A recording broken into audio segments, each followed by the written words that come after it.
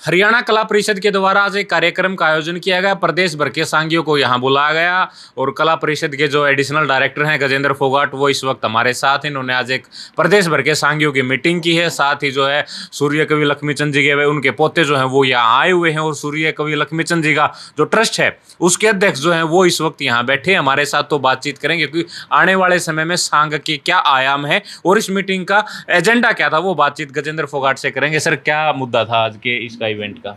एक तो बहुत दिन हो गए थे और क्योंकि मैं ये मानता हूँ कि जो सांग है, क्यों पंडित जी, ये सबसे पुरानी विधा हमारे प्रदेश की है। और सांग मैं ये मानता हूँ कि हमारी जो लोक कला है उसकी एक मदर एनजीओ या मदर संस्था लगा लो, मातृ का रोल है। क्योंकि जैसे माँ सारे बच्चों को पोषित करती है, सांग में नृत्य भी है जी, सांग में गायन भी है, सांग में अभिनय भी है ना, सांग में हर चीज़ है, ऑर्गेनाइजेशन भी है कि आप इतने लोगों को इकट्ठा करते हो, वादन भी है, साजिंदे भी रहे उसमें, कोरस भी है। मतलब सांग एक तरह से मैं ये मानता हूँ कि सारी कलाओं की माँ है। तो इसलिए सांगियों के साथ ये चर्चा की कि किस तरह से हरियाणा के सांग को, क्योंकि हमारी जो नायब सरकार है, हमारे सीएम साहब नायब सैनी जी, उन्होंने हमें ये निर्देश दिया है कि प्रदेश में जो लोक कला है उसका संवर्धन होना चाहिए। क्योंकि बाकी जो स्टेट हैं वे अपनी अपनी कलाओं के लिए काम करते हैं, तो हमारी जो स्टेट है उसको अपनी कला के लिए काम करना है। तो हमारी जो लोक कला है सांग उसमें प्रमुख है, तो सबसे पहले सांग की शुरुआत की।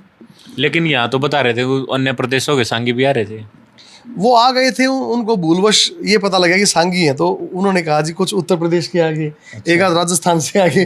तो मैंने कहा भाई हम ये प्रदेश के सांगियों की एक बैठक है, आप भी आगे हो तो चलो वासुदेव कुटुंबकम, हमने तो क्या दिक्कत है, आप हमारे मेहमान हो, पर ये है हमारे प्रदेश के सांगियों की बैठक। तो आने वाले टाइम में सांग के कहाँ आयाम है, क्या देखते हो सांग के बारे में? देखिए, हज़ारों सांग पिछले 11 साल में, ये हमारे तत्कालीन मुख्यमंत्री मनोहर लाल जी ने सांग को प्रमोट करने के लिए ये कहा कि भाई गांव-गांव सांग जो है, सरपंचों से बात करो और गांव-गांव सांग होने चाहिए।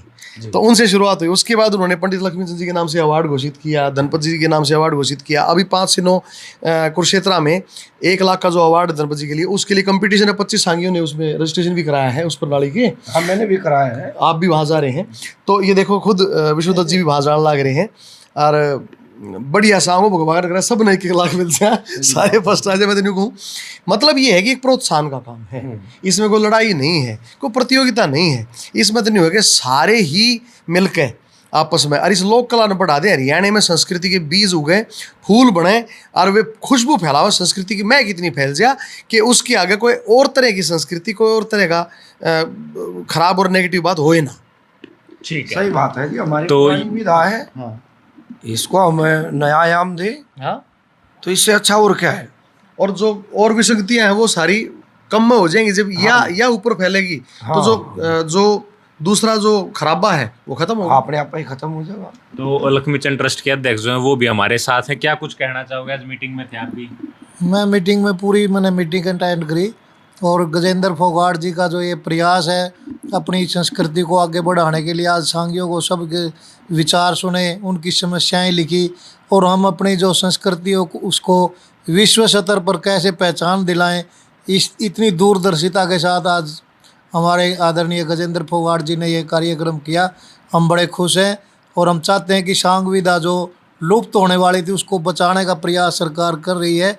हम सरकार के इस फैसले का बहुत बहुत स्वागत करते हैं और कदम से कदम मिला करके सरकार के साथ हम इस कार्य में, पवित्र काम में, हम सबसे आगे हमारी संस्था दादा लक्ष्मीचंद ट्रस्ट रहेगी।